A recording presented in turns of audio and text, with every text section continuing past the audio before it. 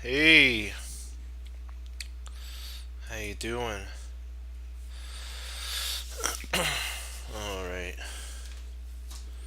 Now let us see what. Oops, I gotta turn this off.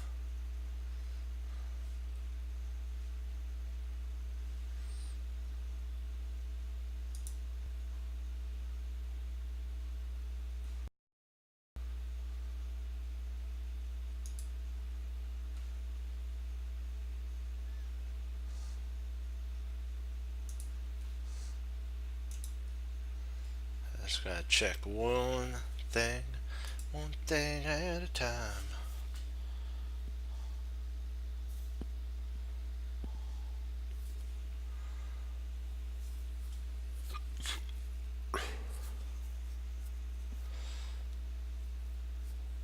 Just want to make sure the Twitch is running okay.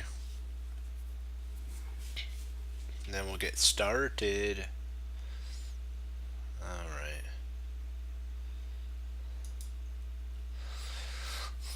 Sergi's white and Magnus is black. This game right here won Magnus the tournament that he's in by one whole round. So there's something to do with a rook move, and we're going to take a look at that for Magnus.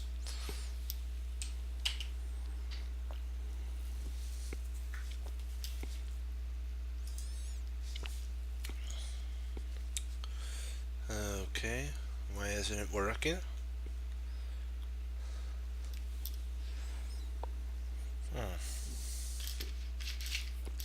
Okay.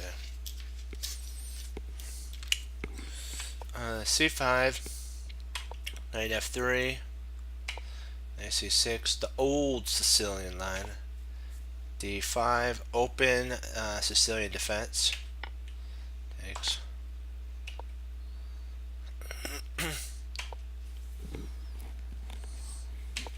E5.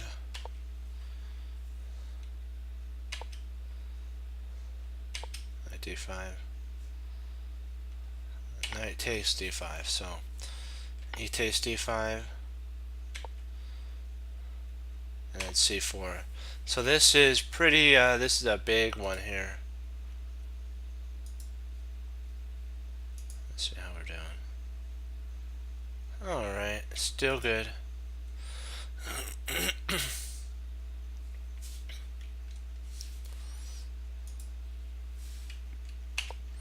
So knight g6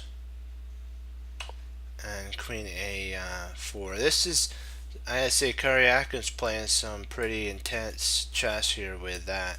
Magnus has to play bishop d2, otherwise if he plays anything else like bishop here, this will actually pick up a rook. He'll have to move, and then he just grabs a rook, so he's got to play bishop there. Queen b4 now. This takes scope on d6.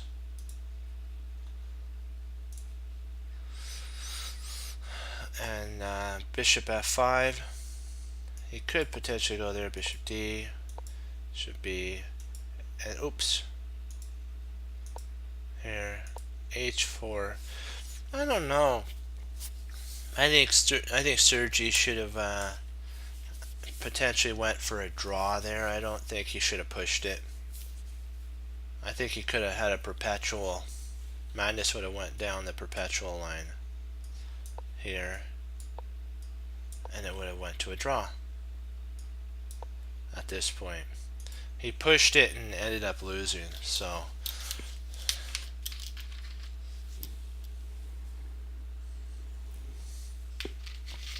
he had to be all in.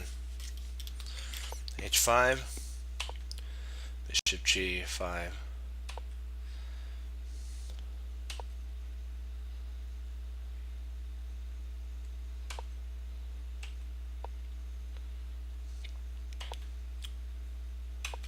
G3, bishop e7 here.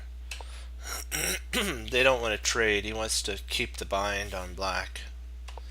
A4, castles, and wham, he took the pawn. A5,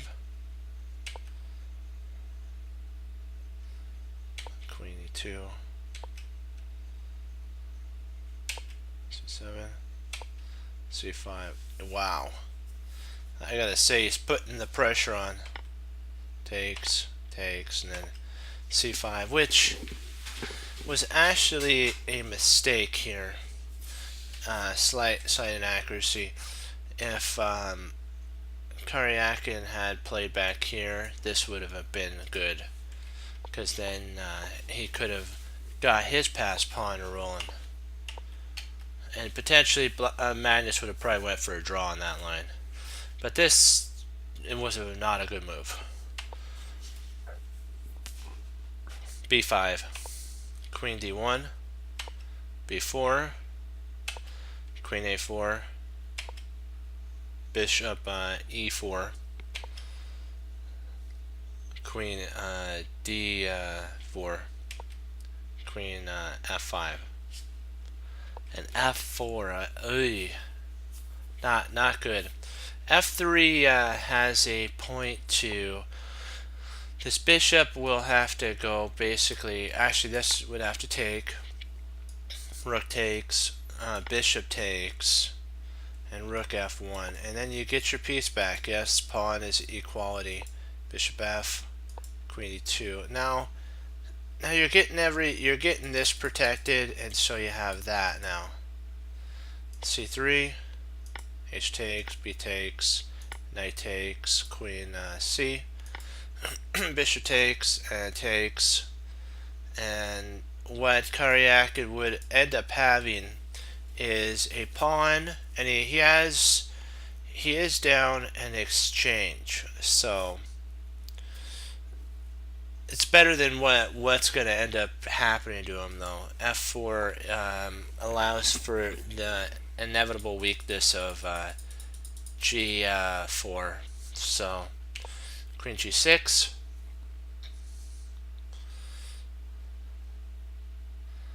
I'm thinking that if pawn takes here, queen takes would be checkmate. So he can't take there. Bishop F2, Queen H4,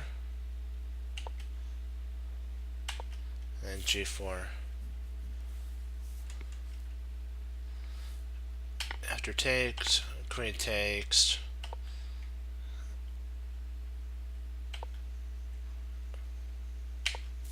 And this is the move that supposedly tightened everything up here, this one. Rook E8. Rook A E8. What it basically did was say to white, are you okay with how fractured your pawns are? So endgame benefits Magnus. He takes. King H1 was a blunder.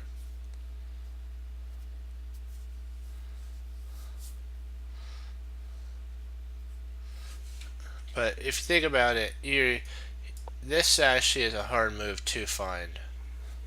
So it's kind of like one of those things. Do you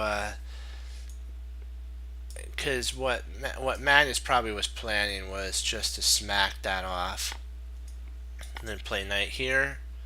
He can't take there, so, and maybe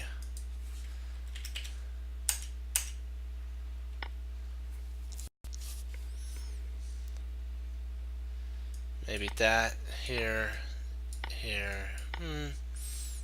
Maybe I'm missing something, but, and rook F, and now this tightens everything. So it's the final tightening has happened.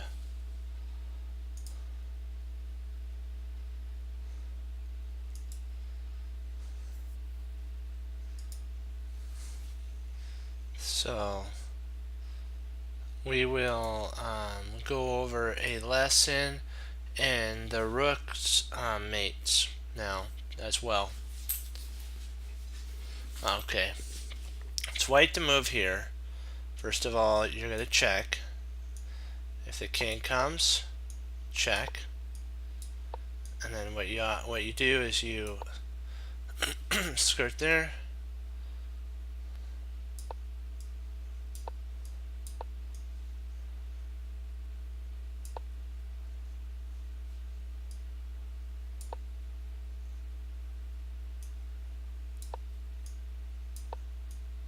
And then that's how you mate.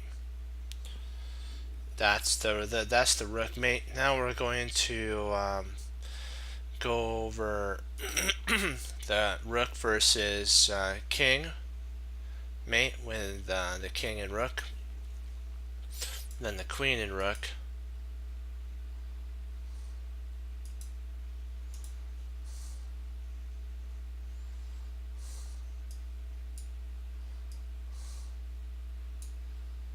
Well, have black be the poor person, the poor side that has to take a lot of the thing. We'll have black be the one with the queen attacking white next time.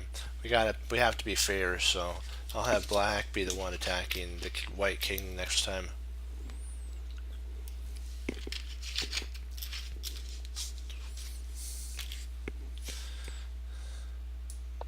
You could play like that. He plays up.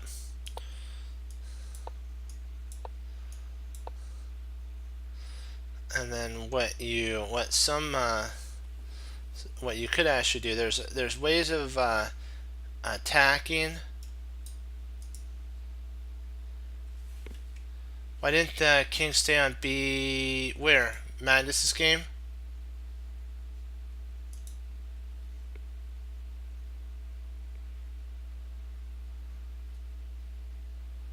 Was it Sergi versus Magnus?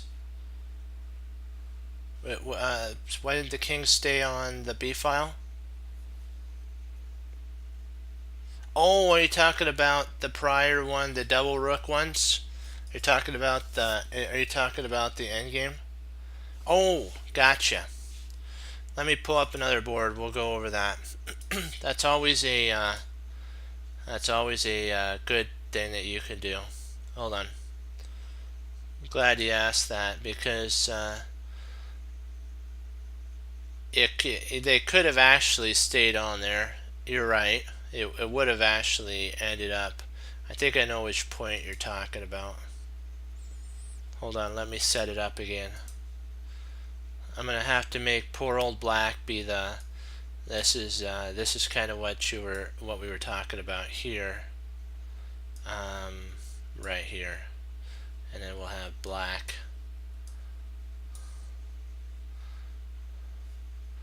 There we go. Is this right here? Is this the point at which you were talking about? Why didn't after this check he actually has to retreat back?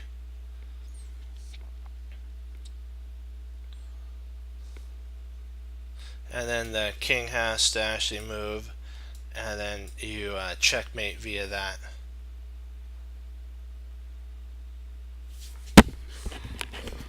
Is this what you were asking, Erie?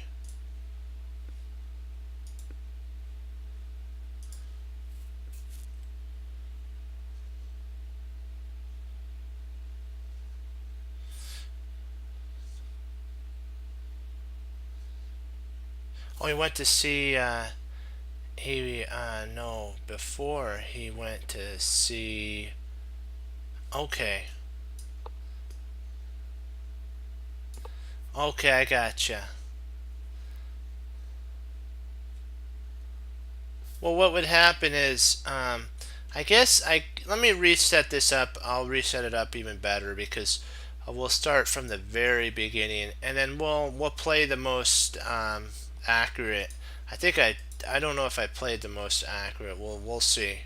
We'll get it all working together. Not to worry. It's vital that a chess player. I just move the king so that it's out of the way. You have to have a king on here. And okay. First of all, what you do is you first have to check. So he has to come to D4. check, and usually they try to attack the knights. And so what you can actually do is swing your rook over, and then they stay on b3, and then you can you swing the other rook as far away from the king as you can, but you want to keep them one square away from each other, so that, like, see, what you could do is, you're right, you can actually play that first to cut the king off. He comes over to d2, you check. So you're right, he can stay on for one lesson, one more move, he can stay alive, and then that's mate. So he can stay on, but eventually they call it stair. Jeremy Silma calls it staircase walking.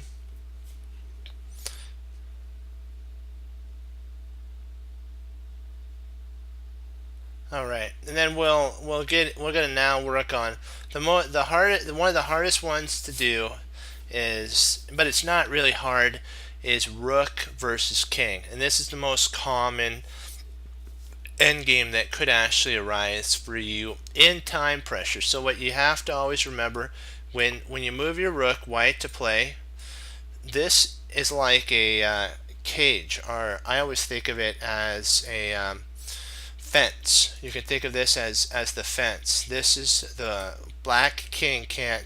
Hey, we're going over a chess, an endgame right now. I'll go back and we'll start at the 2 rooks. So I promised you an endgame course.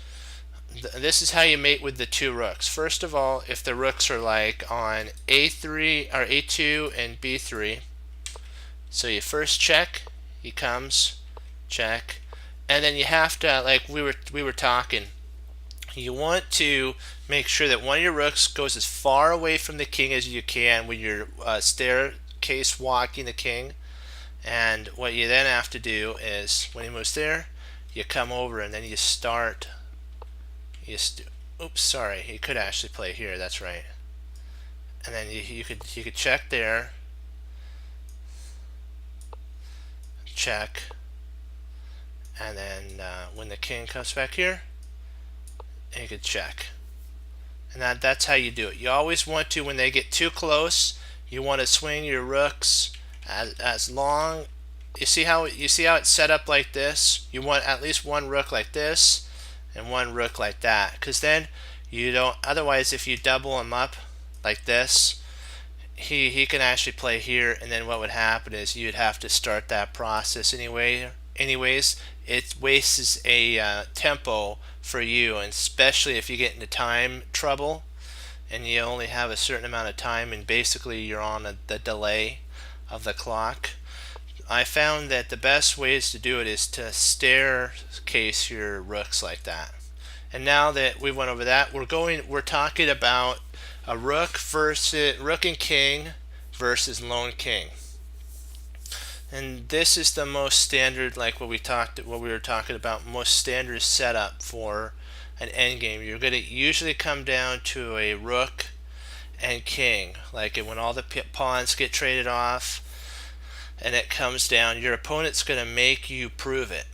They're not going to just, if they're tigers, they're not going to just resign. And so this, I always call this the fence. These squares right here is the fence line, and the king has to stay inside these squares. And so the king will come here. What you could do is tighten the fence. So now this is the new fence, and this is all the area that the king has. And if the king comes up here, you bring your king up to, sometimes you can actually bring your king over and up, but I like bringing it up really close to the rook after he plays there to f5. You can play king d5. The king, we'll say, goes up to f6, trying to stay in the center. You play rook e5, and now this is the new fence, and this is all the land that the king can stay in. And then you tighten it up, and now this is the new fence.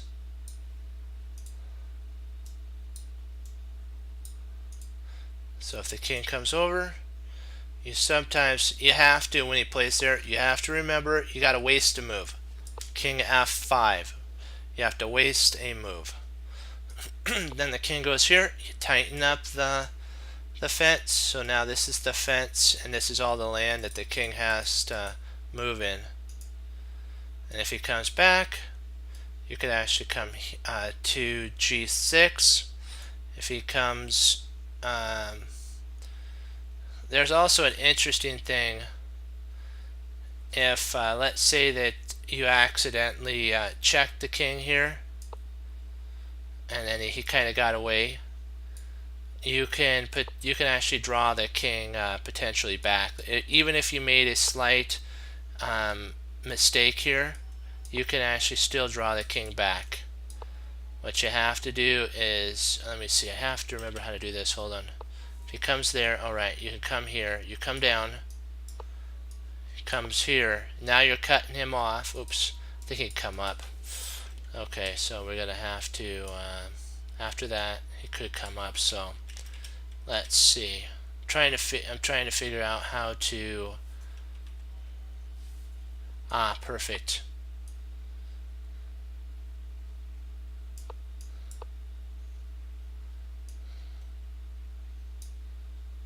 I'm trying to figure out how to set up a. Oh, I got it. I'll just set up an analysis board. He comes here, it's mate. Let me set up an editing board, because it's hard to get it set up like that. Now that we're not going to be mean to black, we'll have the white king be in that setup. And then we're going to have the black king be here. And then we're going to have the white, the black rook. Let me see.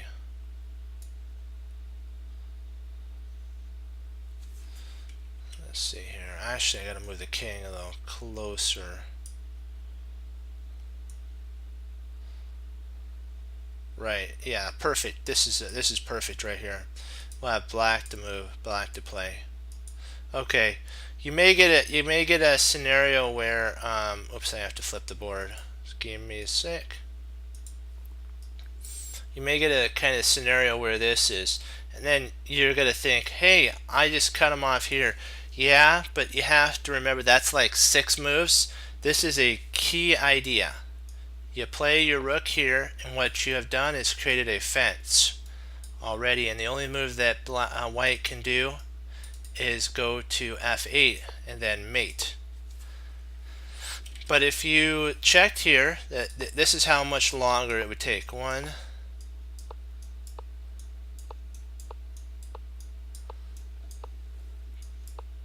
It would be 6 moves instead of 2. See, if we it's 6 moves instead of 2. We just go here, the king comes over, and then you mate. Now we're going to go over, do you have any questions before I move on to the queen and king mate?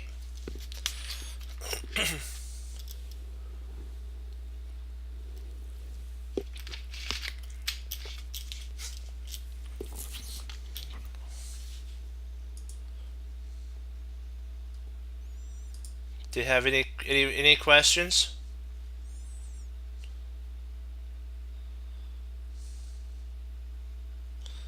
I'll get the other one set up here. Alright, we're working good. Okay, and then we'll go over a little bit some more of that, and we're gonna have black be the one that's playing against white. We had it wasn't fair that black constantly was the one who kind of got hurt. Alright, perfect. So, well, next time after our next one we'll do as for white, and we'll switch back and forth. Got to be fair to each side. Okay. Let's see here. This is an interesting type of way to move the king. See, for black, you want to actually place the king, the queen here. It's kind of funny. It looks kind of like counterintuitive, right? What are you doing? But look at all the. A queen has the powers of both a rook and a bishop. So it's 2 pieces in one, if you want to think about it. And so what you have to do is remember that it can attack like a bishop like this and then barricade the king. And so if the king comes here, you can actually slowly walk the king back. So like when the king comes here, you can come there and you're slowly walking the king in. And then see how you set that up? So let's see if we can't keep white's king more centralized. See, then we just come down. If he comes, you just come down, and it creates the same wall, but this time the queen has an attack here, and so he has really only white only has this square to go to, because these squares are taken. He has this, and that to go to. So these squares are dominated by the queen. So if he comes here, then we set it up again. And you have to remember, you chase the king to the side of the board, then you bring the king in. You chase with the queen, you chase him.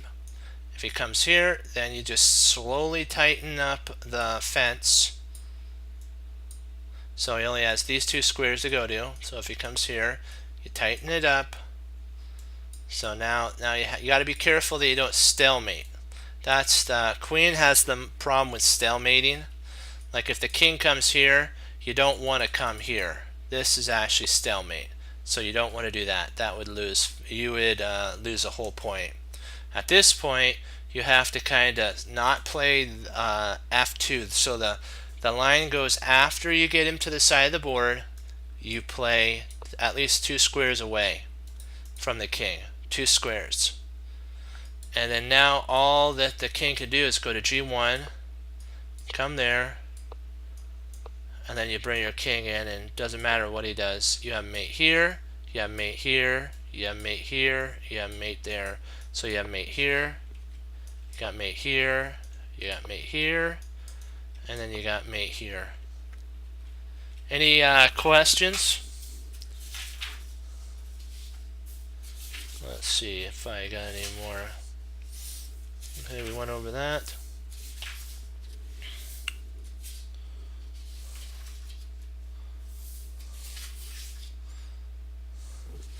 Okay, we'll go over. Okay. You always on the back rank here. You actually, I guess you could potentially. Sorry, you could potentially do one square away. But I always leave 2. This is playable here. On if you want to do 1 square away, you can. But if you want to just play it, super duper safe, I sometimes just go to d2. You could potentially go to e2, and then he still has 1 square to go to. The whole point is you're wanting to leave your opponent with 1 square to move back and forth to. And I just always go to d2. You could go to e2. It's just in case, let's say you were doing over the board. Yeah, to avoid stalemate. Yep, exactly. And then you just come. It's same idea, and you still have 4 mates. Mate here, mate here, mate here, and mate there. It's just yeah. It's the same. I just that's just what I do. I just come here. I just feel a little more comfortable. Even if he has 2 extra squares, then there's no chance. Just in case I may accidentally bump the queen or touch it or something, I at least have a square that I can go to. So you never know, because when you're getting low in time in an end game, sometimes you may get nervous and grab the wrong piece. That does happen. And so let's say you grab the wrong piece, so you grab the queen, and they're like touchies or whatever they call that touch move. You just at this point, after here, you can just play because you touched it, but you wanted to actually get your king. You accidentally somehow bumped it or something. You now have a square that you can go to, e2, and it it avoids the touching rules just in case you get nervous. So yeah.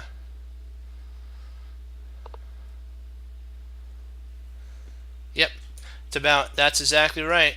It's all about tightening up, and the whole key about it is you have a formation like this. It starts, and then if he comes down, oops, if he comes here, you just go, and you have to stay like this. The whole thing Jeremy Silman talked about is you kind of got to have a little thing like this, and what it does is it deprives your king, the opponent's king, of air, and he could potentially come up. Yeah, he could come up. I understand. Then you just bring your king over, and then he has to go back down. So that's why the king and queen work together. So if the king's rebellious, the white king, just move your king over, push the king back, set up the same thing, and he'll eventually just have to start going down the board. Just coordinate these two pieces together, and the king will deprive the. It'll kind of like pass a move. The black king is good at passing the move. So like if you needed just to pass the move for this king to come down, you could just move the king. Like if he was just being rebellious, you can just move the king and say, you know what, be gone. And see, you can also involve your king into the fight too if you want. And then like if he comes here, you can just bring your king in. It's just a lot. You just gotta be very careful of stalemating. See, that's the only problem why Jeremy Silman says use the queen to push the king back, and then bring the king in, because you gotta manage more squares that are controlled here. Because now the king has this and this, and you just gotta make sure that he has room. Like he does have a couple spots, so you're still fine. But you just gotta always avoid, like what you're saying, Courage, is stalemate is a key that could happen. Like you could accidentally play something like this here. He plays here, and then you play this, and it's like, oh man, what did I just do? I stalemate. It's stalemate. You can't. And white avoided a 0 on his side. So you just always have to be careful with stalemate. Let us, and actually, the interesting thing is I'm going to set up a stalemating board setup. It's going to kind of look a little silly, but this actually does happen in some of the books. And surprisingly, this actually could arise. Let me see here. I want to set up properly stalemate. Hold on, let me see here. Not there. Let's see, I'll move the king.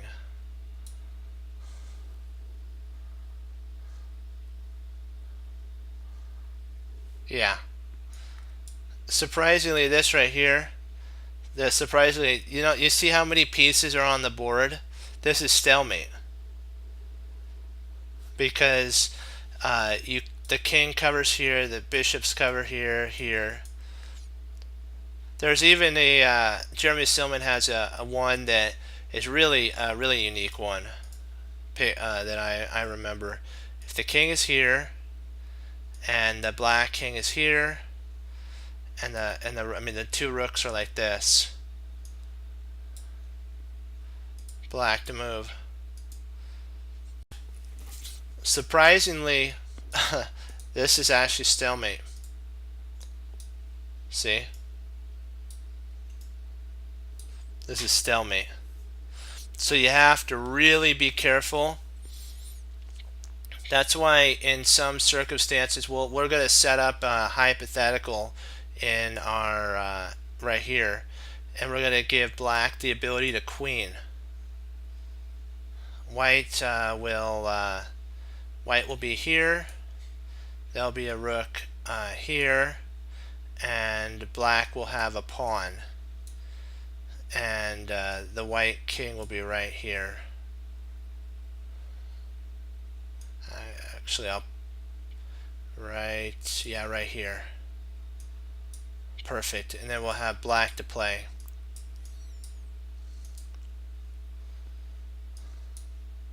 Now this is a trick question for you, my friends.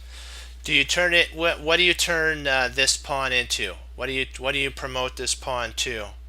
What are the pieces you can promote it to? Do you promote it to an R? Oops. A Q, a B, or an N? Which one of those do you promote it to? That actually, there's only two that will hold. Let's say that let's say you're going to promote it. Let's say you touched it. Let's say you accidentally touched the pawn, and you're like, drat, I wanted to mate with my rook. A bishop, yeah, bishop or knight, right. Exactly, and if you promote to a bishop, or if you promote to a knight, you will end up winning. But if you promote to a queen or a rook, you lose. Surprisingly, only demoting, there's only two demotations that actually will win for you: a knight or a bishop or a knight. Trust me, it happens with a lot of players. They accidentally grab pieces. Like Jeremy Silman talked about a story that this one gentleman was a grandmaster, and he was playing this one his friend at a tournament, and he got a cup of coffee, and he was reaching down to grab his stirring stick, but he accidentally grabbed the bishop. Yeah, he accidentally grabbed the bishop, thinking it was a stirring straw. It did happen once, and he didn't even know that he accidentally picked it up, and he was using it to stir his coffee with, and so they kind of had a good chuckle, and they allowed him to put the bishop back. The stirring stick was right by where the bishop was, so it was just a little bit of a humor that you have to always be on guard. That's kind of what Jeremy Silman was talking about. You gotta always have 100%, or as they say in Buds, you have to have attention to detail. Always attention to detail, because you never know what could be your next mission.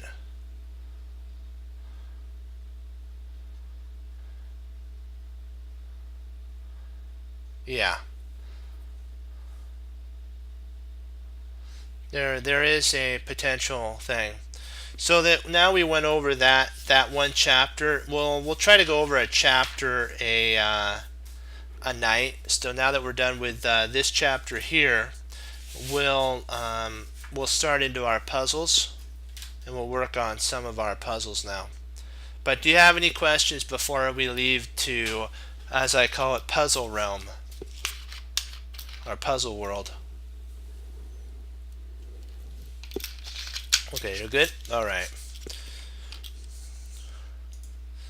Never hurts to actually update on your, oops, come on Endgame. It never hurts to go over Endgame.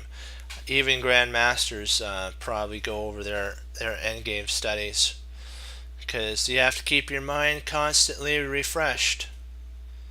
Alright, we're so close to 2800. Let's see if we can break it. Alrighty. Great job on endgames.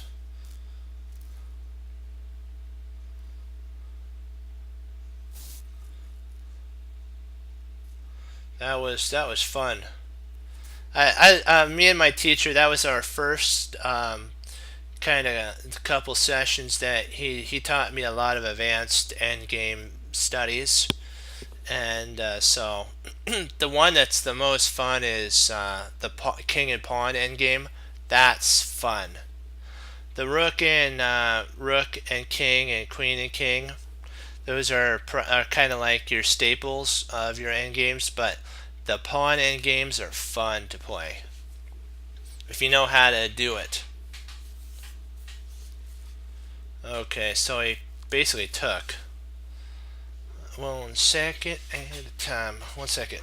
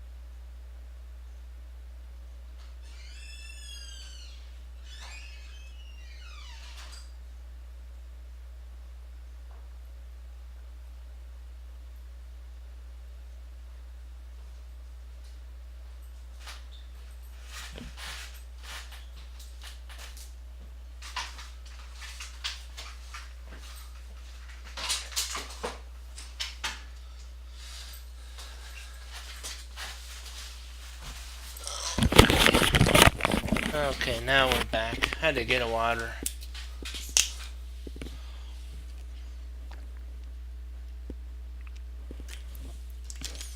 Water's good. Okay. Let's see what came in. Alright. There's a couple lines we can look at. Queen, knight takes d1, or knight takes b1. There's queen takes g5, and we can take a look at. Those are the ideas. Yeah.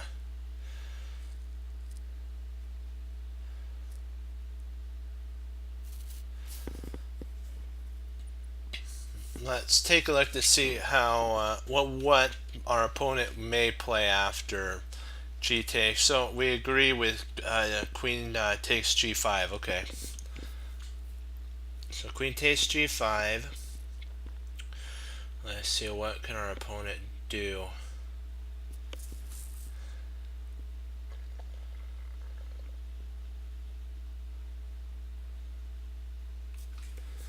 I'm looking here. Let's see.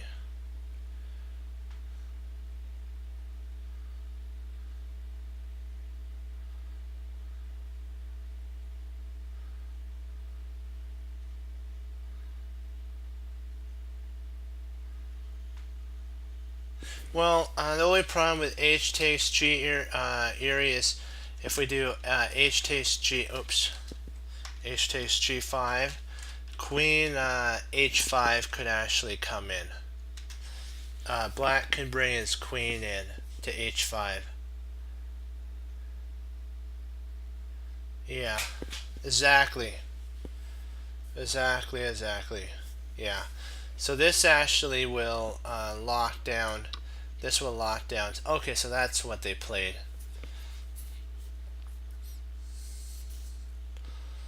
It allows queen to h5 to come in, and now queen h5 is not possible. Yeah. Let me see here.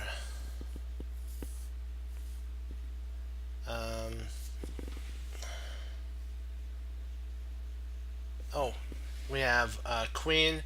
There's queen h4 check that's playable. And then I think we have, there's even bishop g4. Well, I don't think that'd be a good move. I'm thinking more queen h4 check.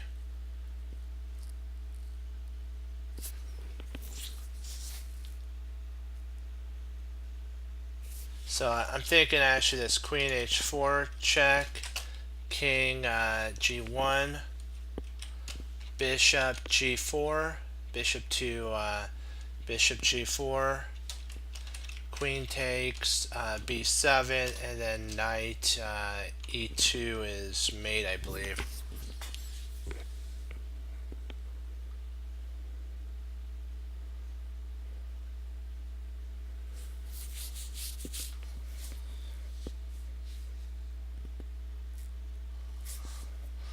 Yeah, I'm thinking we got the right solution here.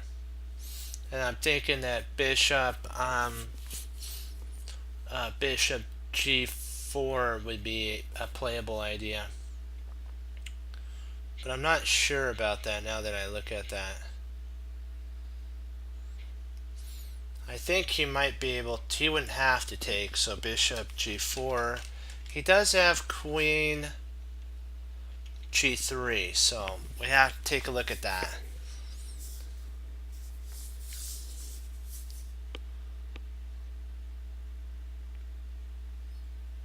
And queen g3 loses. Queen g3 loses to knight to e2 mate. Sorry, I forgot about that. Loses to knight. So bishop g4, king e3.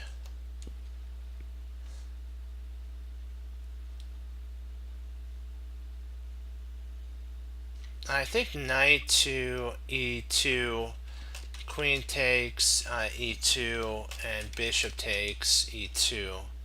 I think that's kind of that'd be kind of the line.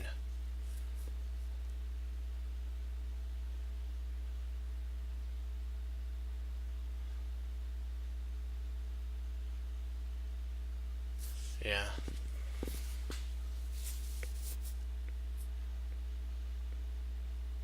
Yeah, that's true. That is true. You can always take the rook. But if you have to always remember though that you have to force if there's a tactical mate, don't worry about material. Material is second to our real goal, which is checkmate.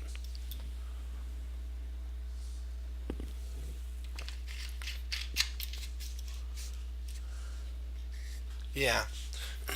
You have to just always remember, even if you have to sacrifice material to checkmate, do it. I've done it many times on over the board games.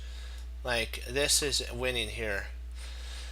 Now we have the only move now is knight to e2 check, and queen takes is forced. Queen takes e2 is forced, and then bishop takes e2. Bishop takes e2 now, and we're up a whole queen in that line. So that forces a win. I believe that's right. Let me see. I just want to make sure. I think it forces. Is there anything else forcing? I think that's it. Are we in agreement? 92. I believe that's right. I want to give you my chess cruncher friends and team a chance to agree. Do you think it's knight e2 check? Are you in agreement with that? Yeah, I'm with you on that too. What do you think, Erie? Are you with us on knight e2?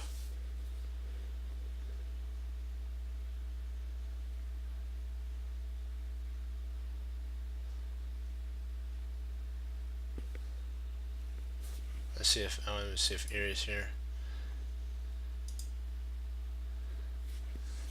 Okay.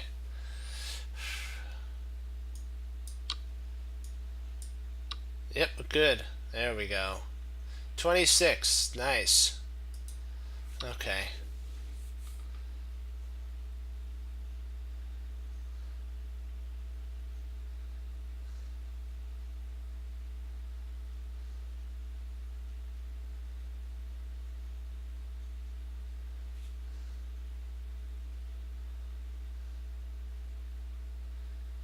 Alrighty, let's see here. Alright, so we have knight f6 went to g4, so knight g4, so our bishop's under attack.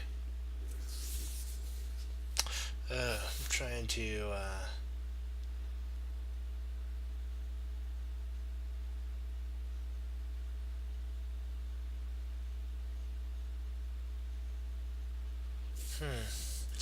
there's one line I'm looking at. I don't know if it'll work. Rook takes c3. Rook takes c3. Rook a8. Rook a8. Check. King g7. And then bishop d4. Check. It forks the. Oops. It forks the r and the king on c3.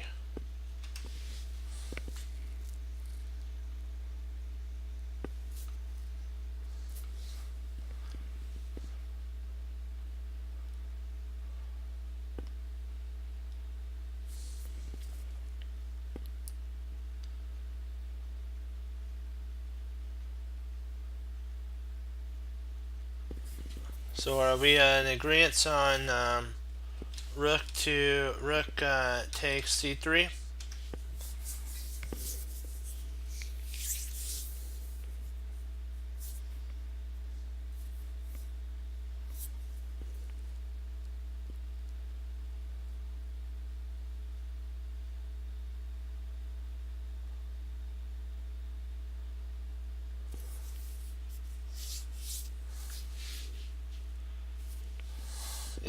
Let's do it to it. And I believe rook a8, check, king g7, bishop d4,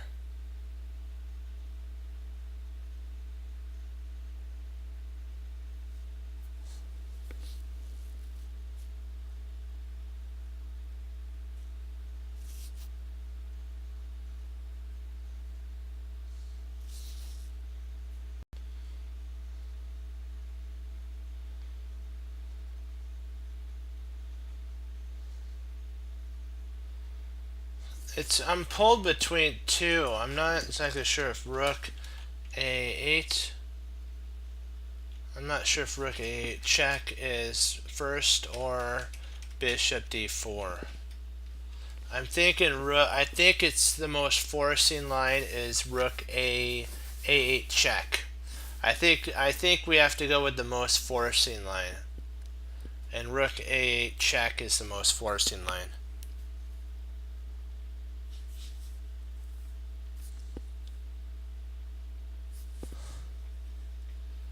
All right.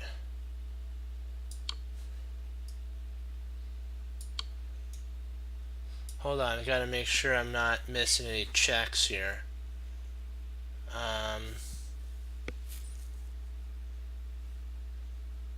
Yeah.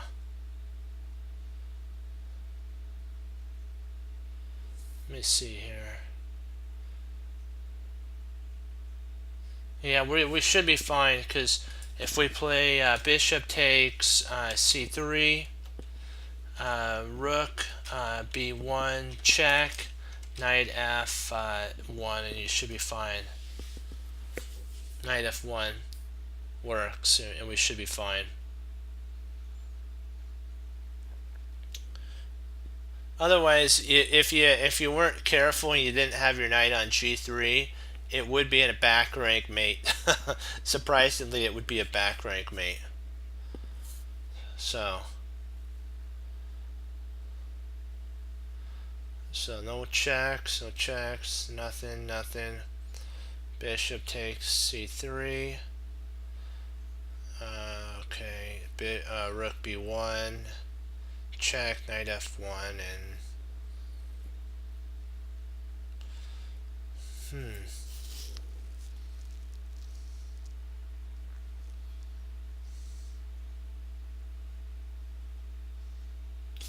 and yeah, this is interesting too. I was looking a little further. It's kind of interesting. This is funny. If he actually tries after knight f and tries to go knight to,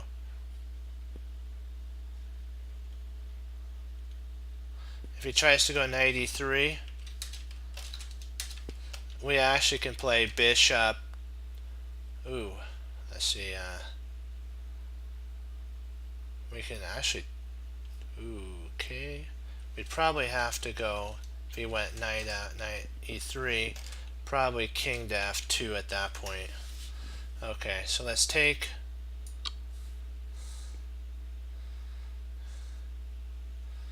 Only move would be knight f. Well, let me see.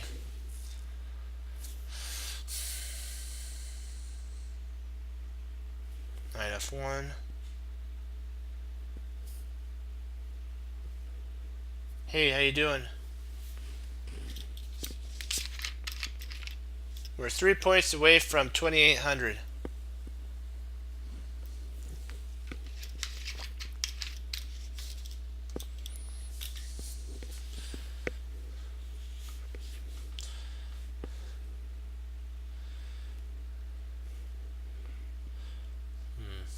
Yeah, knight f1 looks. I'm just want to make sure I'm not missing anything. I think that's forced. It's kind of like a forced move. Yeah, that was what I was considering. I think at this point we have to play the only move, which is king f2. King f2 is the only move.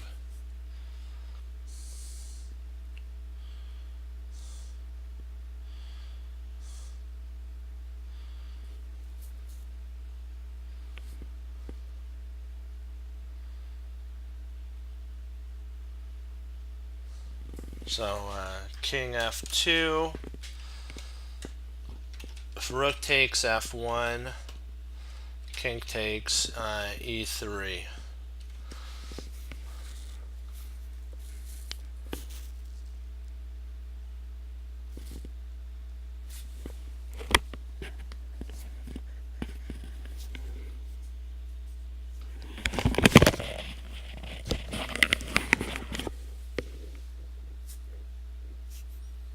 Rook a1.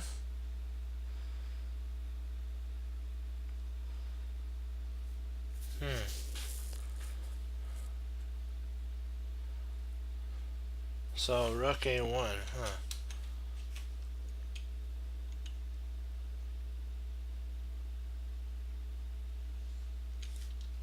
Okay, rook a1. Okay. Nice. The Lord is great. We have to always remember. 2800.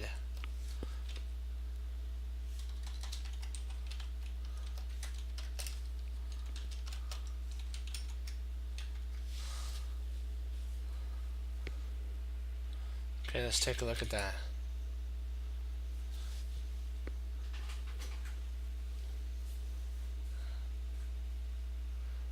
Alrighty.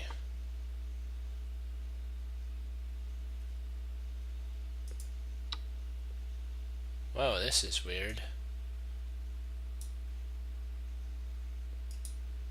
Hold on, let me try that again. There we go, now we're good.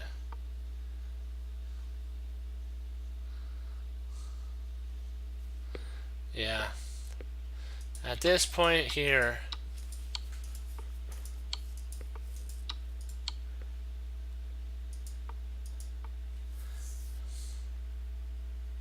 so this is a draw. Interesting. Oh, rook d1.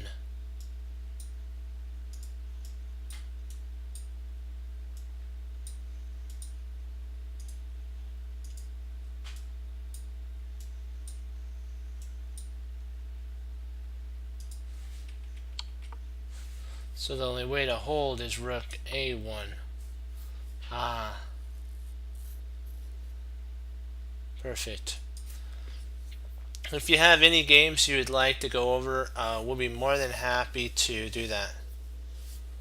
So if you have like a game you want to go over, we can always pull out and do a game. So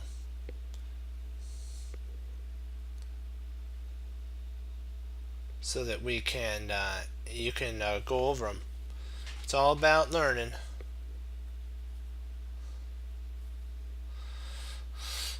Okay.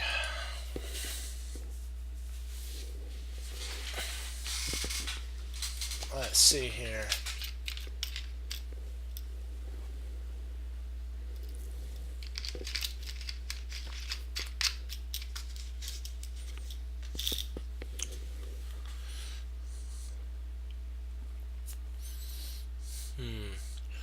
So king. So basically, we checked, and the king went to h1. Let's see. What do we got here? Interesting. What am I drinking? Let me see if I have it right. Just want to make sure. There we go. Yeah. It's really good. They have flavored ones, and it's really good, the flavored ones.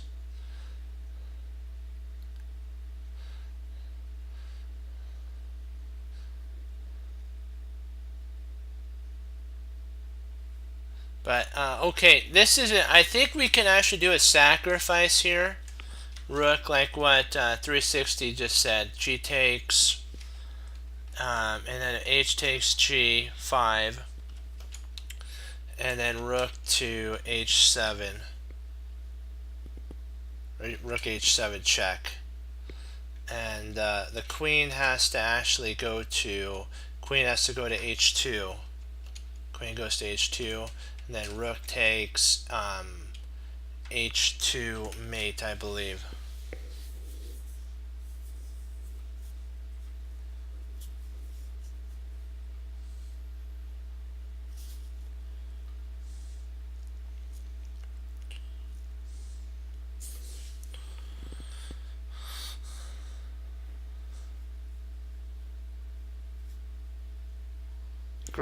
Great job on that find, but we just want to run it past the team.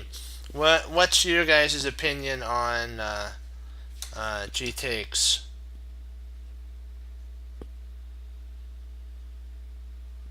Okay. Okay, so we have another one that comes in. Okay.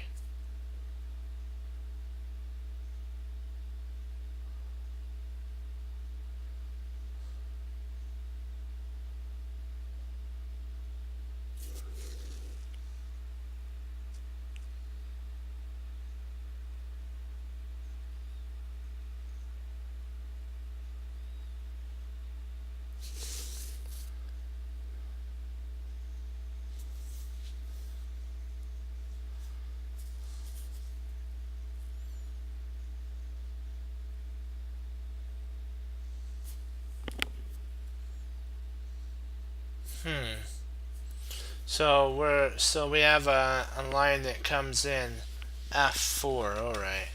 So we have to now look at f4.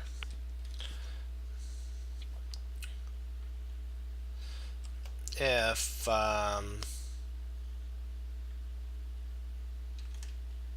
bishop takes f4,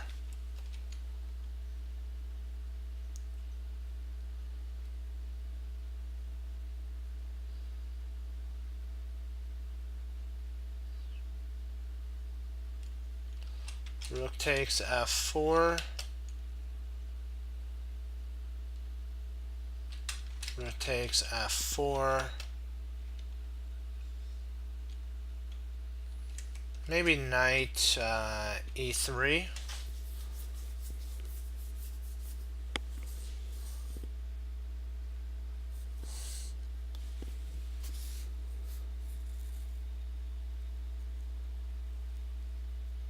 I'm not sure if we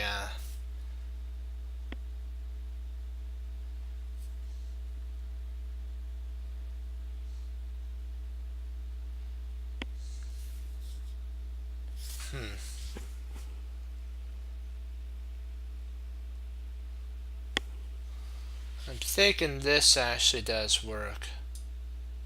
Yeah, there we go. So rook takes. Oh, okay. Okie dokie.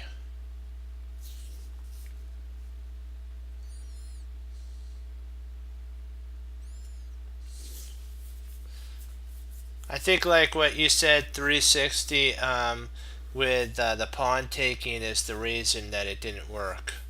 I see what you're saying. That makes a lot of sense.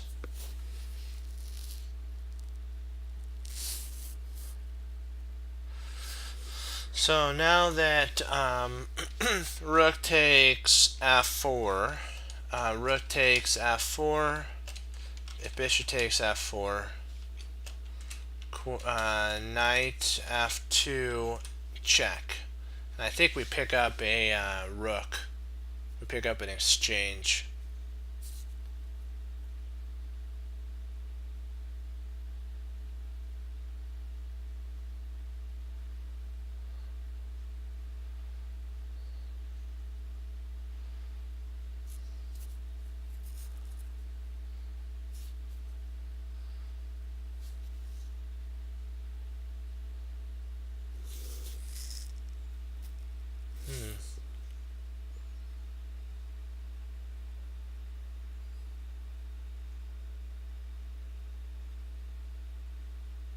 Oh, so that was the idea behind that move. I missed that. Duh, I should have seen that. Queen can come over and grab that. Oh, silly me. That picks up a free piece. Wow. So queen takes g5 because he can't take it. Queen takes g5. The pawn can't take. It's pinned to the rook pins it to the king. So the pawn's in an absolute pin, and if queen took g5, if queen takes g5, if rook takes f7, we actually potentially could play rook takes h. Yeah. So yeah, that's the winning knockout blow right there. Wow, nice. I didn't. That was a deep find there. Let's take a look at this. This is worth analyzing here. So there's something to do wrong with after king here, after takes here. So I was looking at b4. This was something that was kind of causing me a little bit of scare tactic there. And then if we move back,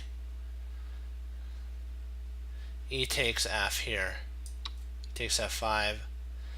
If bishop takes f5, then bishop takes f5. If rook takes f5, queen takes, and he's got us in a pin.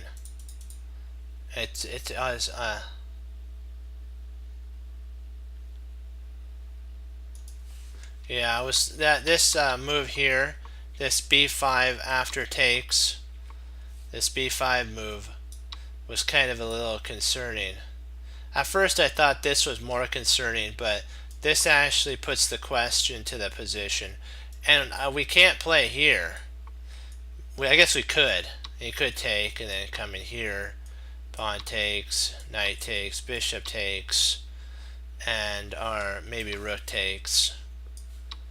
And I just don't like our position because now rook we're okay. We have that takes, bishop takes, and rook takes. About equal. It's an equal position, so basically a draw. But f4 comes over and it takes advantage of an absolute pin. This is an absolute pin. This piece is absolutely pinned to the king.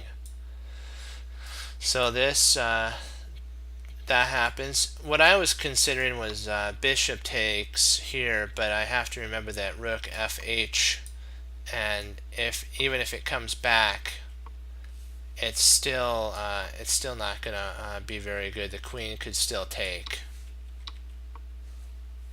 So we can even try rook here. Then you can actually play rook takes h4, queen takes, and check, and you get mate. So it can't be stopped. That's why the rook had to actually take at that point. The bishop couldn't take. The rook had to take. It had to stay here. But we're still winning material. And the idea is that if rook takes f7, I'm thinking that first you can actually throw in an in-between move. Potentially, it's about the same. I was looking at throwing this in, and then after king moves, then grabbing the bishop, so that we have this in-between setup idea of here. So it's just a interesting position. It's good to go over those. It's so funny, those the 3000 ones are subtle moves, but they're there. That's the one thing that's kind of like, it says 3000, and we just have to see it. We have to see before we move it, as in the Searching for Bobby Fischer, when Bruce Pontifini, the person who played Bruce Pontifini, said to Josh, "Don't move till you see it." You sometimes have to don't move till you see it. That applies here.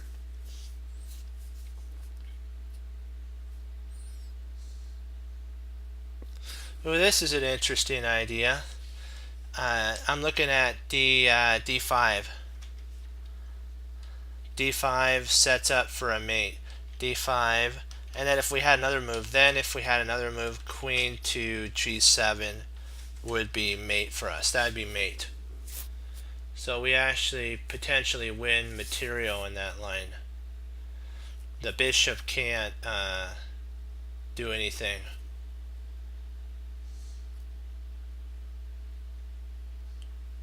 It opens your perspectives on a lot of different things, though, I gotta say. When you concede 3,000 moves like that, level moves over 3,000, it shows you that it's there in the position. Every position has some sort of a tactical setup.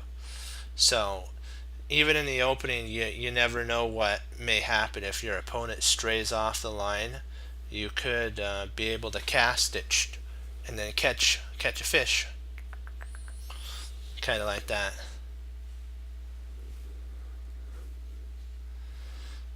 So what do you think? I'm looking at potentially d5. What say ye? That's taken from Lord of the Rings, the Return of the King, when he's in the undead caverns and he raises the sword and says, "I am the son of Elf, the king, and if you fight for me, I will redeem your honor." He says, "What say ye?" I like that term, so. Ooh, you can actually take there, huh?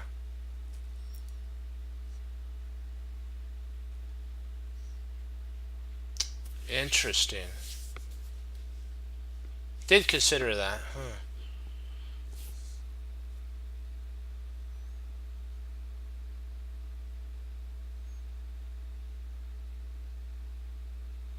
Okay. So bishop takes.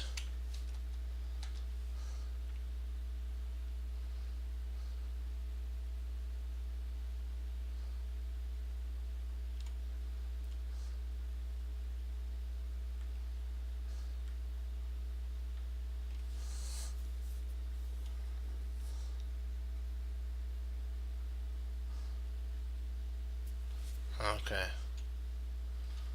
So bishop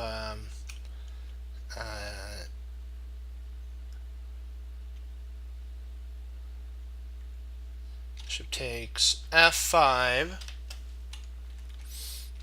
Queen takes f5.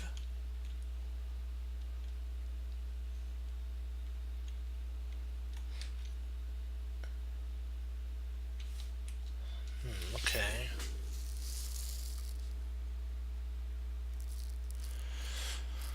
Oh, if the queen takes f5, then we have queen takes c6. So he can't take with the queen. He can't take with the queen. So if bishop takes f5, g takes f5, d4, knight e5,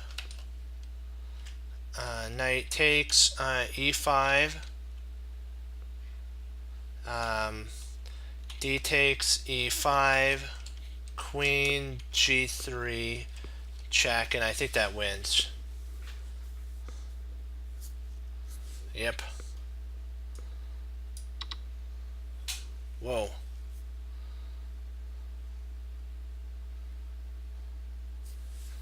Yikesies.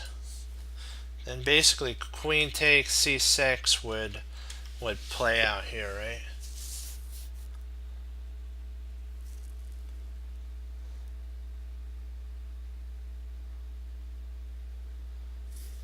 Yeah.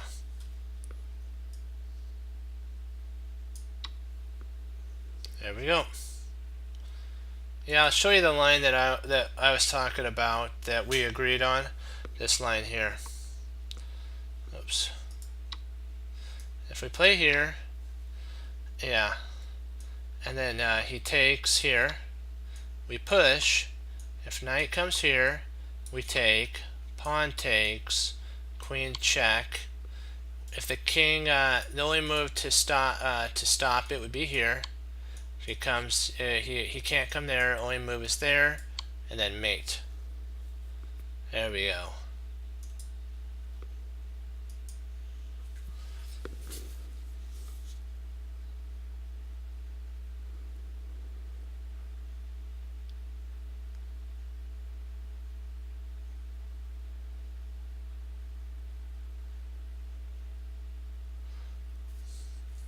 Okay, let's see here.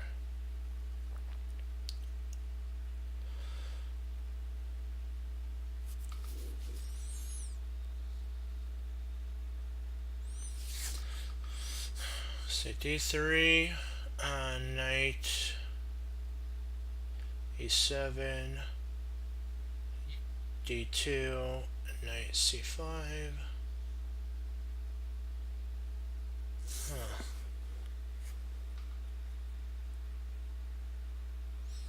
So maybe knight f. Maybe he'll play knight e e5. He might, if we play. Let's see here. I'm thinking d3 has to be played. He might try after that d3 knight f4. f4 is an interesting idea, but I don't think it brings anything about. So probably knight e5 is what he's going to play, and then d2. I don't really see. I'm thinking d3 wins, but I'm waiting to see if there's anything else that you may have seen.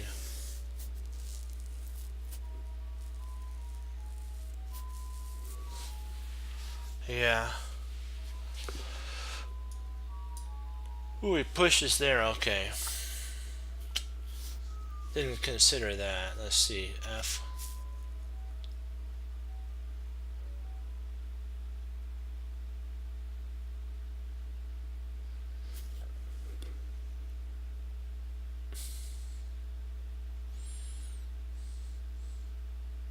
I'm thinking potentially there's two moves the king could play to. King to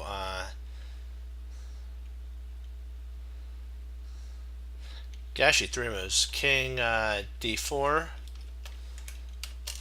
or king e3 or king f5.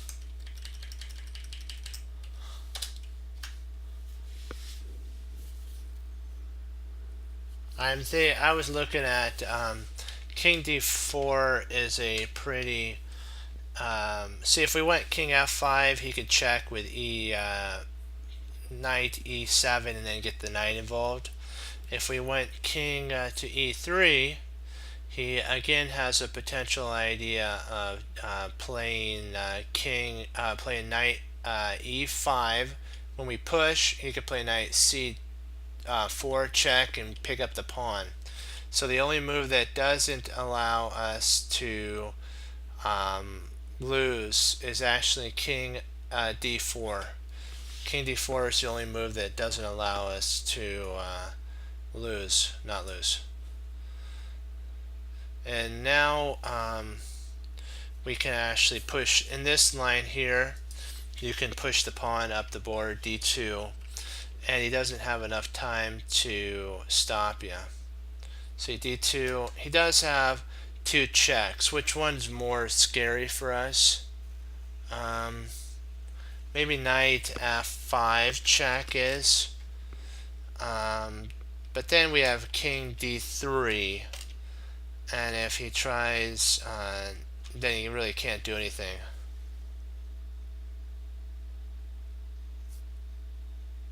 Yeah, that he can't really do anything now. We have to now consider where do we want to place our king, because we're in check. We could place it on king e3, d3, or c3. I'm thinking we go king to. I'm thinking king d3 here.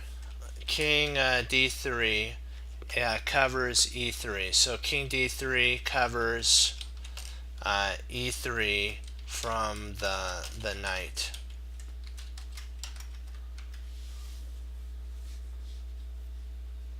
So he wouldn't be able to, at that point, he can't get in to stop our pawn at that point. And the checks would be too slow.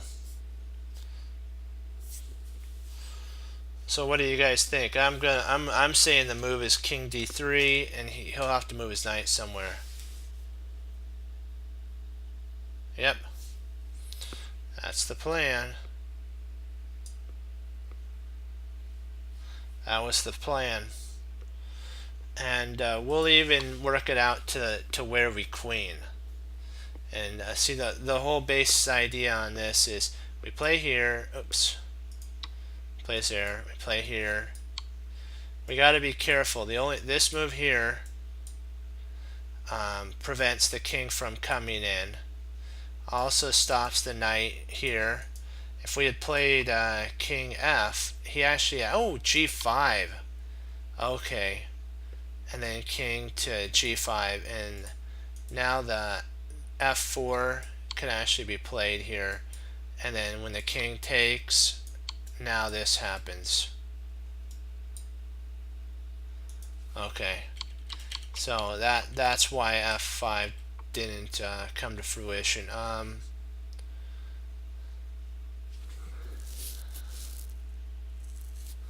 f3, king e3, I believe loses to here. When we push the pawn, he's got a check here, so that loses on the spot. So only move that works is that. So he plays there, we push up, he checks.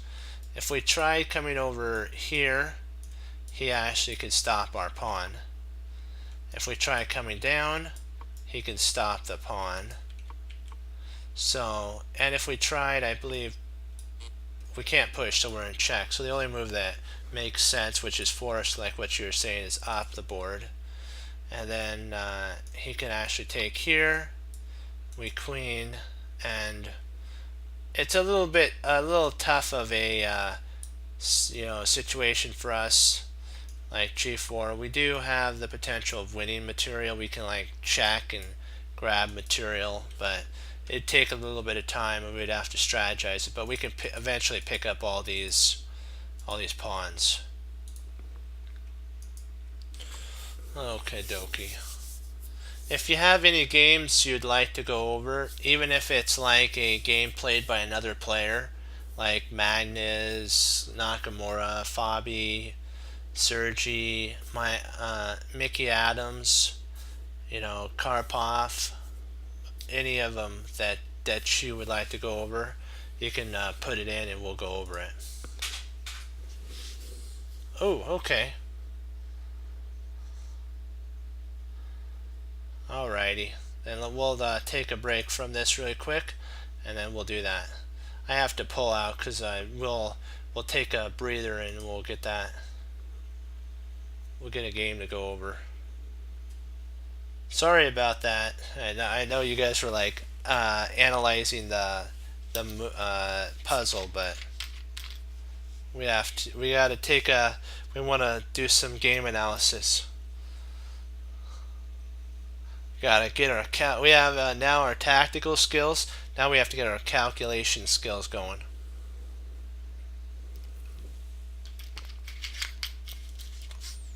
Oh, I have a check. Interesting. So the queen's Indian.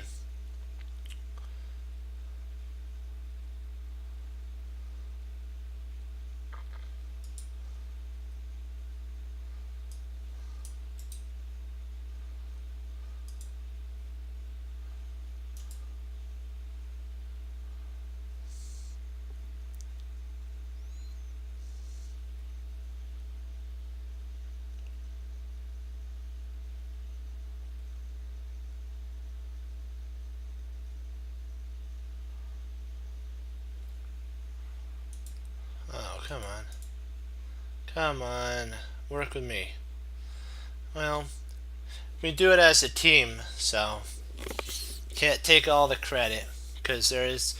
Yeah, you know what? We always have to remember too that the Lord is the one who gives,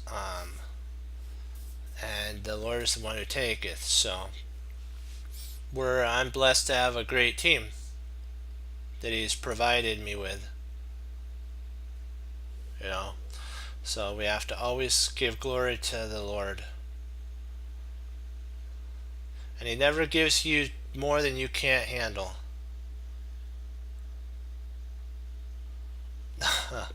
Well, I would love to think so, but like what my grandfather always said, there is nothing that by chance. So, oh come on. Am I not surprised? All of a sudden there we go. It's working again. Hooray! So, you gotta always remember to give tribute to whom tribute and honor to whom honor. So, I wanted to thank you all for always helping, and we're pushing forward and getting better. That's what matters. Go Team Chess Cruncher. Alrighty, so, alright, here we go. Yeah, Ivachek's a really good player. Come on. Okay, gotta give it a second. It's connecting. Reconnecting. There we go. Knight f6, so... Oh, we did that India game? Okay. The East India. This is the anti-Ninzo Indian. Now it's gone to the Queen's Indian. Okay.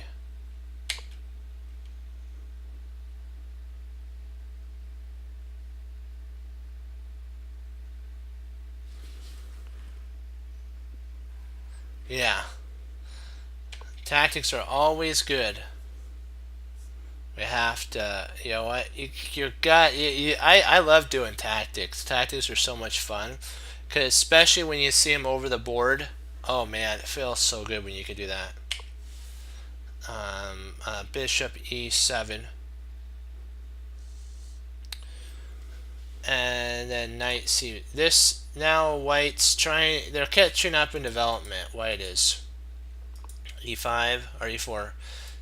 So bishop d2, and if the knight was to take here, the queen would take, and potentially white could castle at this point, and say, you know what, we're castling opposite sides. It's kind of a little scary, not scary, a little concerning. I know the shield's kind of, bare to the world for the king, but we're going for a big attack. We can push our Harry.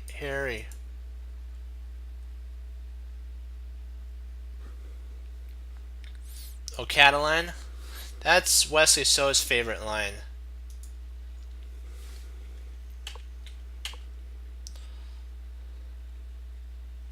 Nice pin, actually. I like this move here. I think it's kind of a little interesting, to say the least. So he takes, and knight takes. That was a cool tactic, too, by June.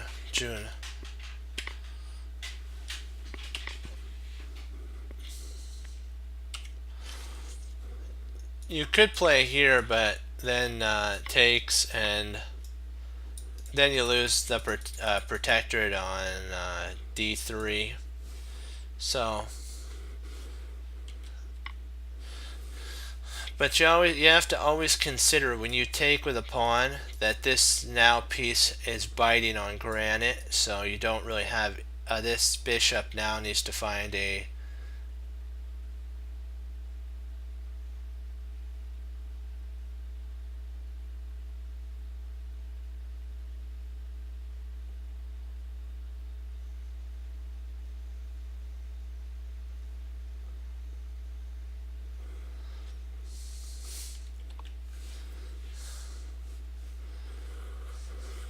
this was this setup that Ivachek's playing is a Nimzo Indian defense structure. I mean,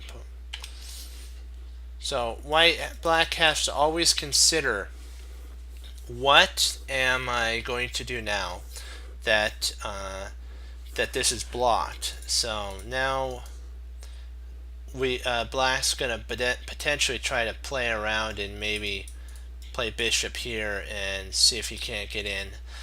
So this does this one pawn here does actually hold a lot of central pawns back too. So I think it was an okay idea because it stops this. Because you could take at that point and then take.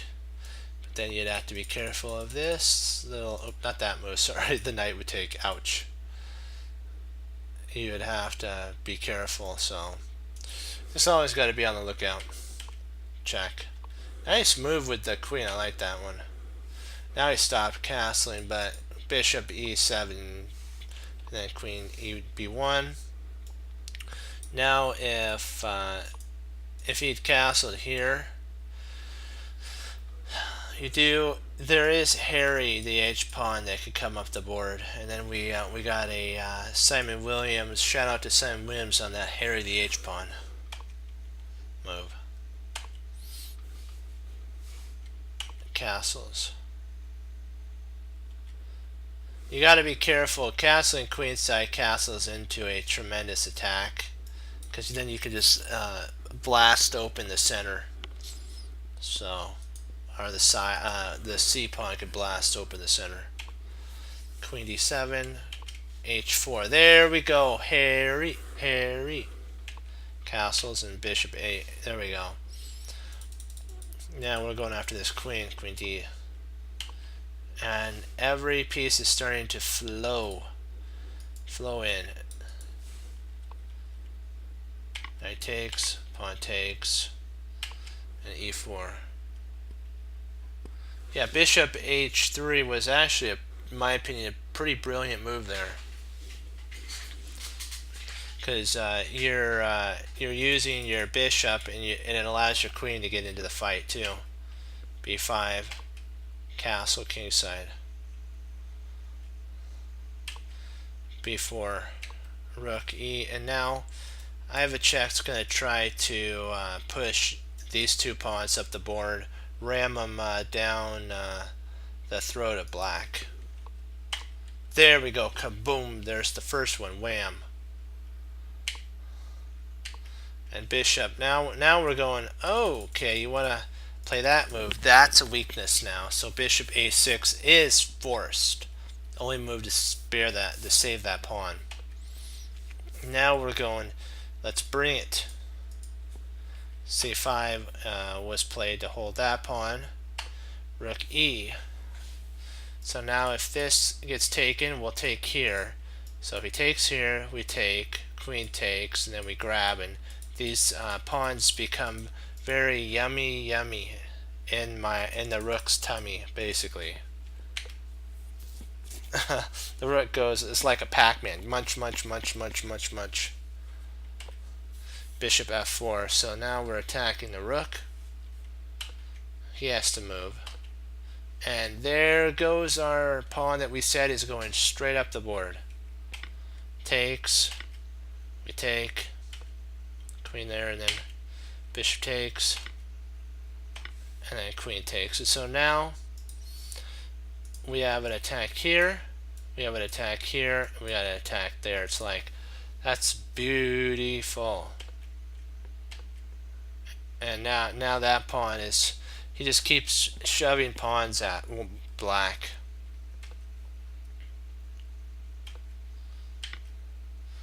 So now he wins a pawn. If he plays, yeah. Exactly. And the one who I always thought of that did that the best was actually Capablanca and Alekhine. Those two players could, you could be thinking they're attacking on one side, but instantly they shift over to the other side, and it's like, whoa. Queen e3, and then c2. Oops, sorry about that. Queen e3, that was a little too fast there. c3, and then rook d2.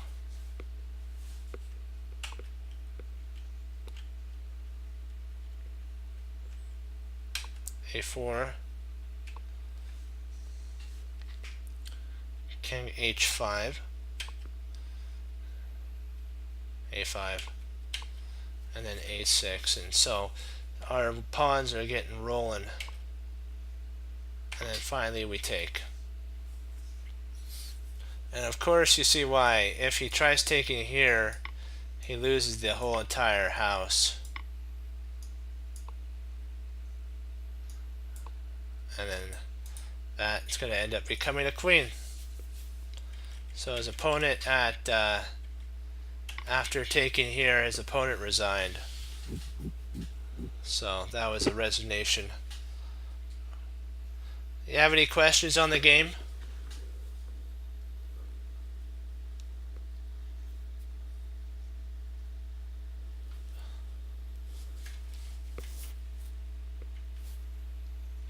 Where's the winning? Let me see here.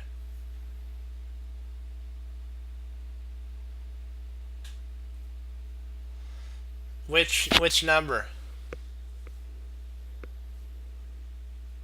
Oh, 80. Okay.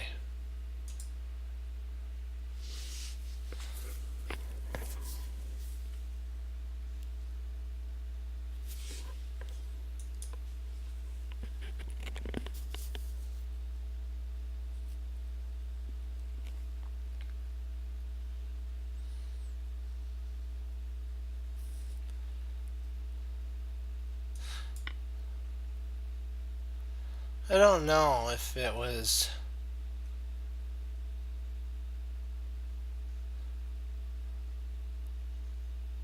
I think that may. Yeah,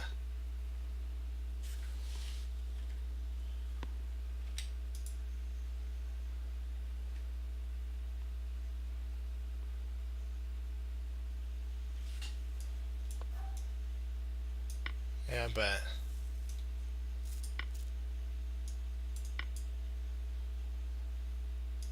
Oh yeah.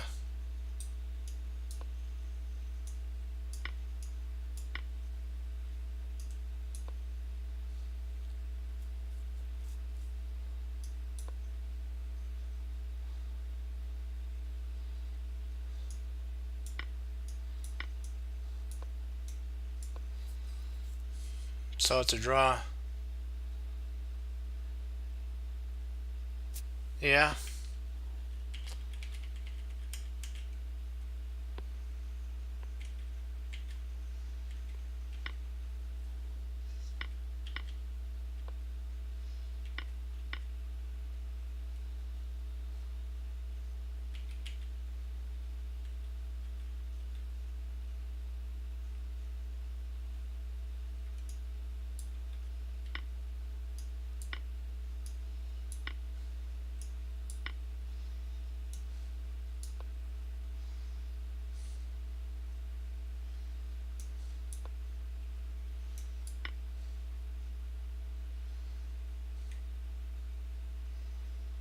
Yep.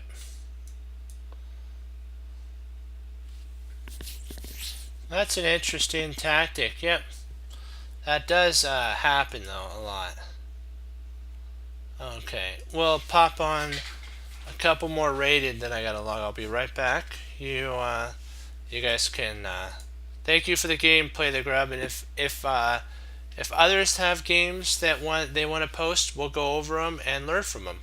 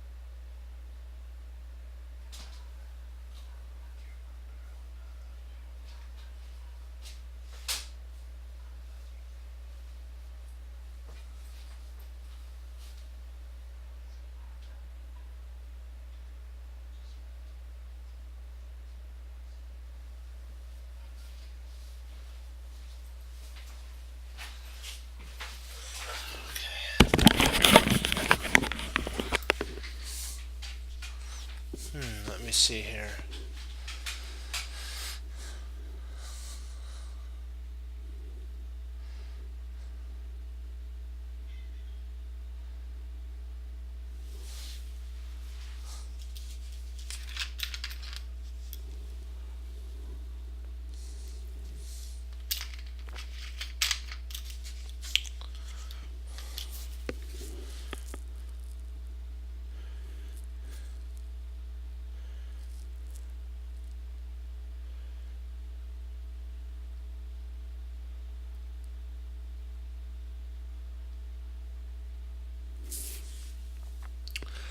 Let's see. Okay, knight takes. Bishop takes. So far, so good. So knight takes, bishop takes, queen takes a8.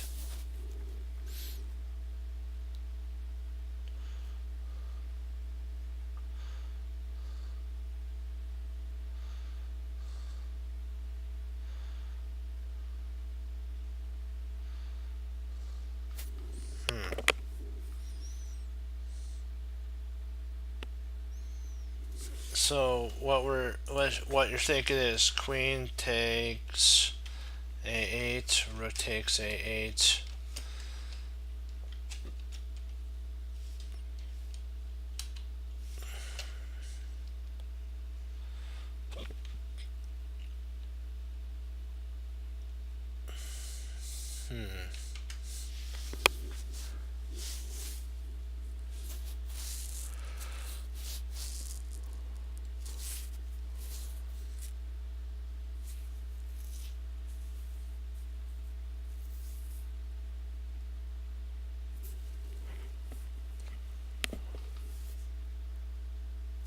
We could try this though. Queen a6 also potentially could win material.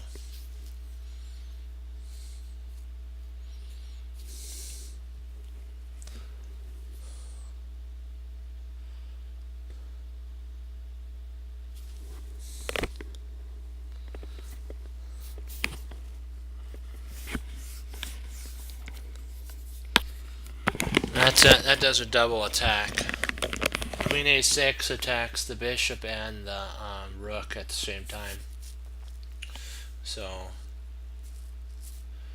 I think we win back our material with actually a pawn advantage after queen a. Well,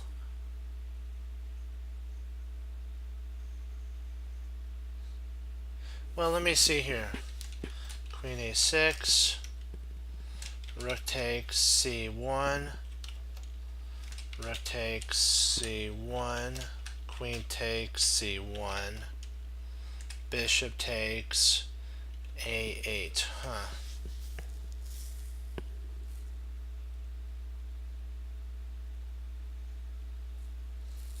Oh, that does. I did miss that. Bishop d5.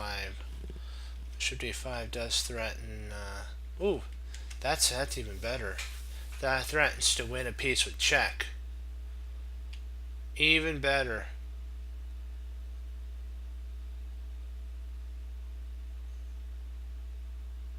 And you can't take bishop d5 if rook takes c1.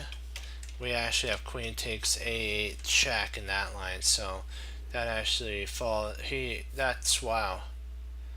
That's a brilliant move there. Bishop d5 is an amazing move. Wow.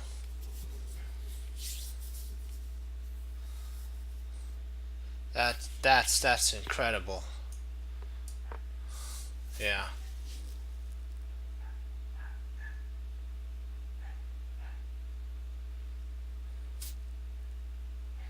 So he has to hold there.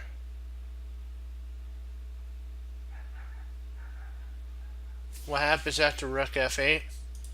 Well, then you have the same idea. Queen a6, queen a6, but you've thrown in the in-between move of Pat making his you're going to win material now. Queen a6. See, beforehand it was too soon. Bishop d5 put the question of winning material with the queen takes on f7. But now that the rook's pacified and can't take c1, we're going to win in exchange. We're going to actually be up material. Queen a6 now does win. It wins material. Or I'm sorry, not well. Let me see. Oh, wait a second. Would it be no? Maybe I might be wrong there. Queen a6. He takes. No, I'm wrong. That doesn't win material. Hold on. A little too happy there. maybe bishop. Bishop. Oh, bishop takes that. I think that's yeah. The Greek, one of the Greek gift ideas. I was a little too happy there with queen a6 because the queen could take our d5 pawn. So now we have to come up with a whole different, yeah.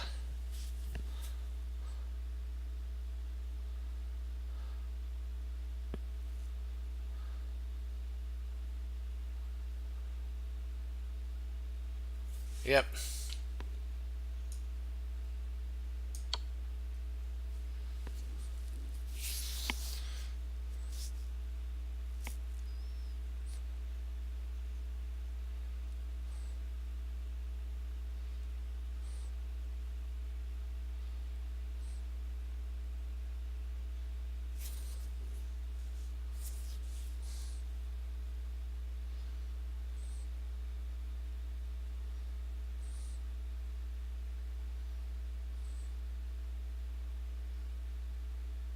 Trying to figure out to see how we can break through the barrier here.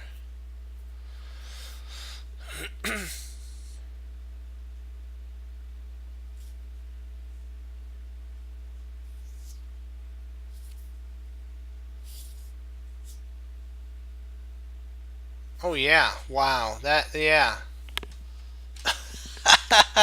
You gotta love that. Bishop g5, wow. That threatens mate, and you're gonna win the queen. Holy ravioli. That's beautiful. Whoa. Hello, yeah. Wow. Wow. Wow, that's impressive. Wow, I gotta see that again on the board. Wow.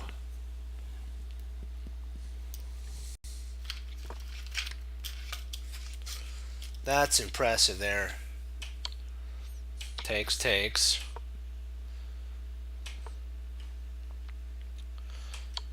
This is also a type of sacrifice too. So if we talked about this, we went over it. Rook takes, queen takes. If he comes back, then you have queen to. Actually, you could take here.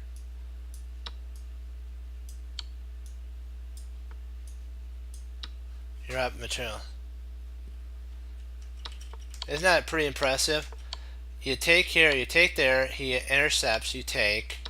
You do a discover check. He moves, and then you take. So you're at material there.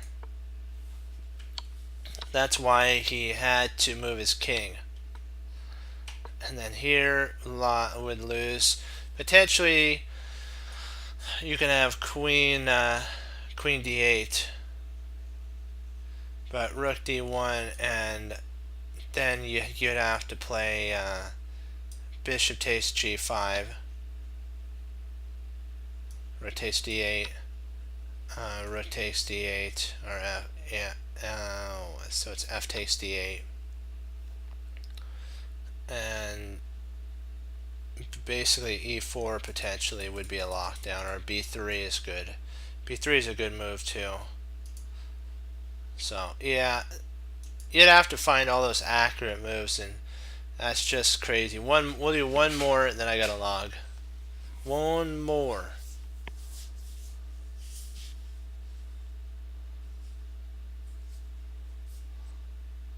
But that was beautiful. That was a beautiful move. Beautiful.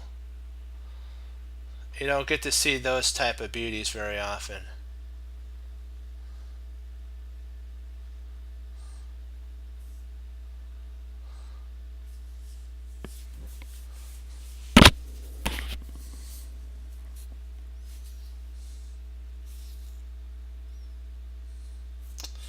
let's see here.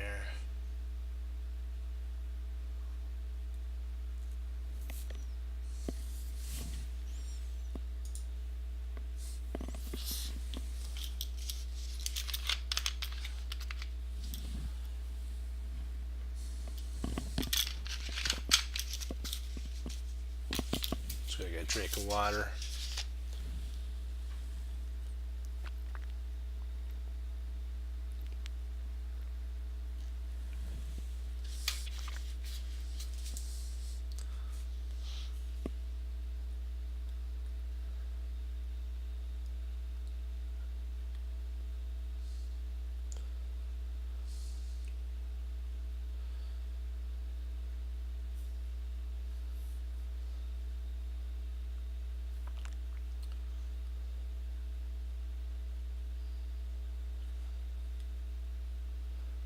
What if we just play King G2 though?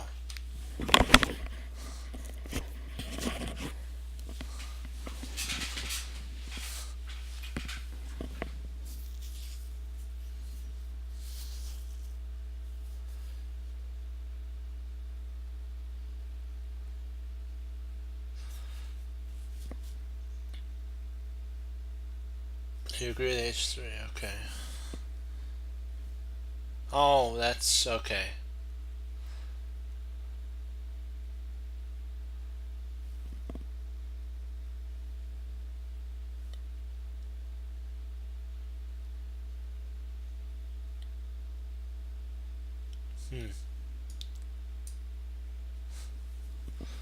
So we're liking your H3 idea. H3 check. King G F3. Um,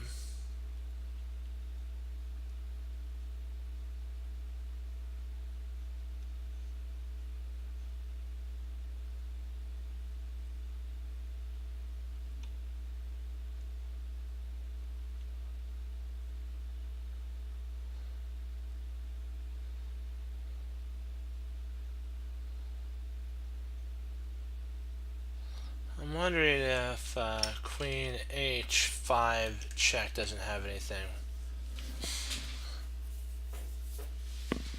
Queen H5 check, King to Rook F5 continues. So we're going along with okay there. Okay, just keep. Oh, nice. We can actually attack here.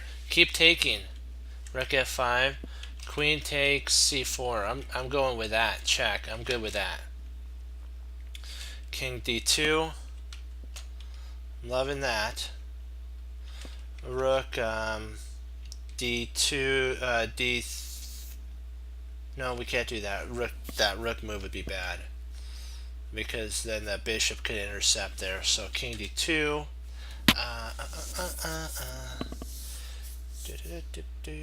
Oh, no, that doesn't work either. Drat. What am I missing here? We can't take any material. We have to go for checks. We have to constantly keep checking. So I'm at D2. I'm not sure where to go from there though. Yeah, I knew this. I knew this is that. Oh wow! So it stopped there. Okay, I think we'll call it on that. I want to see the continuation of that line though. See there? Yeah, like what you were saying is right. If we played king here, knight to E5, and he's winning at that point. Black is.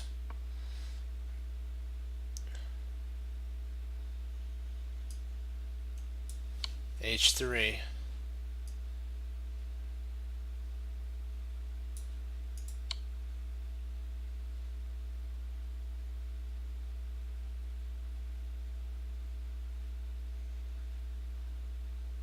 So that's the only move that mates. Wow.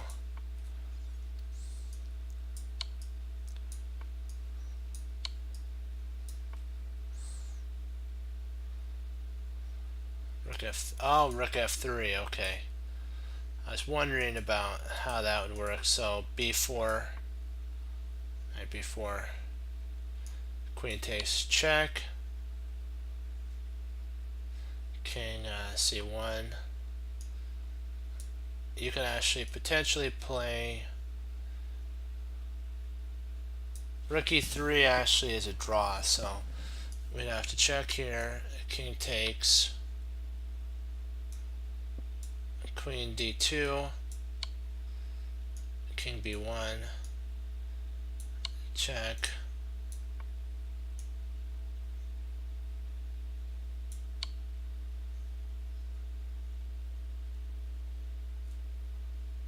there we go. So do you have any questions on the puzzle? Like if move moved here, what would you play? Do you have any questions before I log off?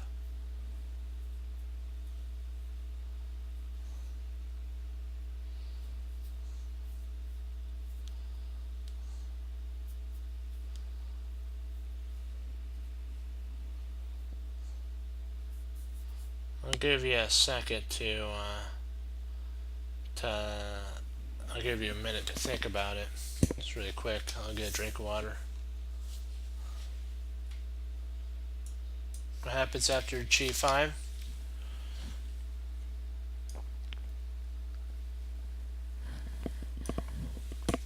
Knight e5, like what you were saying, is exactly 100% right. And if we tried h4, king f5, and there's no way to try g5, king e4, f3, and then knight takes f3, and nothing comes of it. Then anything we actually play loses. So best is actually taking here, here.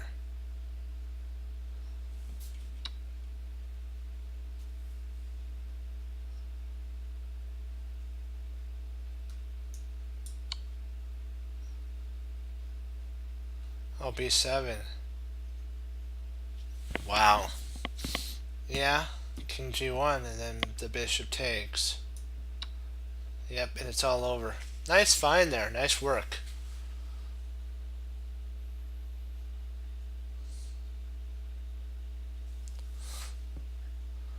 But surprisingly, there's a mate. Surprisingly, this mates though. If we take here, white mates. I'm like, whoa! If being way too greedy gets you mated. Wow. If you take here, it's all over. Surprise, surprise. Because this is now covered.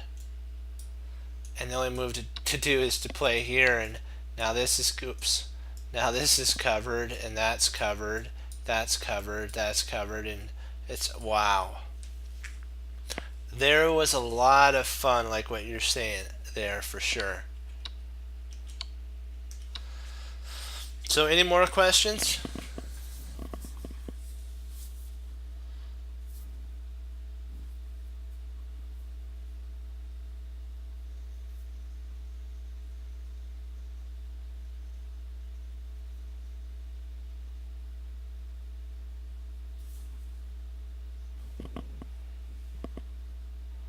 All right, perfect. Wanted to thank you all for logging on. We're going to continue our endgame course into the next chapter of Jeremy Silman's endgame complete endgame course. Bruce Lee, so you can come tomorrow and we'll go over it and we'll improve and keep getting better in our endgame play. This is what Bruce Lee said: I fear not the man who has practiced 10,000 kicks, but I fear the man who has practiced one kick 10,000 times. So, and then you can take that to what we're thinking, our minds. We become what we think about. So you have to think, If you think positive thoughts and you think thoughts of can do instead of cannot, you'll see an improvement in your studies. You also have to remember that, like what Rusty says on The Little Engine That Could, if you think you can, you will. If you think you can't, you won't. But either way, you're right.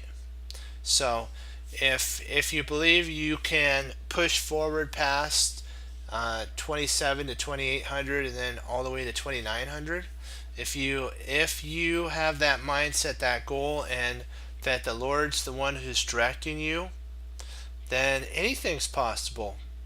But remember that points don't make you. Remember, that's what Tom Thumb Thumb said. You have to treasure your victories and learn from your losses. So you're not always going to be 100%. So, and you have to remember that when those mistakes happen, remember that mistakes don't define you. It's how you handle the mistakes that define you. See, you kind of get a deeper meaning of that. And when you look at, the Lord and His mercy and grace on everything that we do, it's just amazing. But we always have to remember what Job says. You know what? Job was the richest man on basically the planet Earth of his time, and in a moment it was all taken away. So we have to keep in mind that it's not about the points. It's about the team chess cruncher. You know what? As a team, and with the help of the Lord, we can always push through to strive to greater and more better things, like in the speech of General Stonewall Jackson in Gods and Generals. He had a he had a really good speech that he talked to his units on, and he it's very moving, that type of speech, because you know what, we do strive for great things, but we got to remember who the great one that continues to help us. I always think of the sand. This is just mine. The footprints in the sand one, that when there was two sets, and then we look back over our life after everything has basically been said and done, and the times that there's one footprints there, we always think that the Lord has actually, let us down during that time, but that's actually the time that He carried us through the hard parts, through the times of rejections and the times that you don't win those tournaments. But there's those times that you do win those tournaments. And what do you say when the reporter puts the thing to your mouth? Do you take the glory, or do you give the glory to whom the glory is due? And I'll leave you with that. And so we have to remember, we got two more things I want to say, and then we'll end on that. Every long journey begins with one small step. That's a Yazzer saying that I really like that. And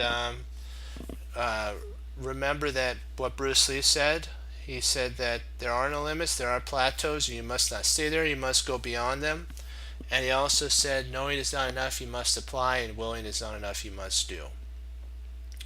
And when you sit down and study, and others are not, and they ask you what you're doing, you could say, I'm a chess cruncher.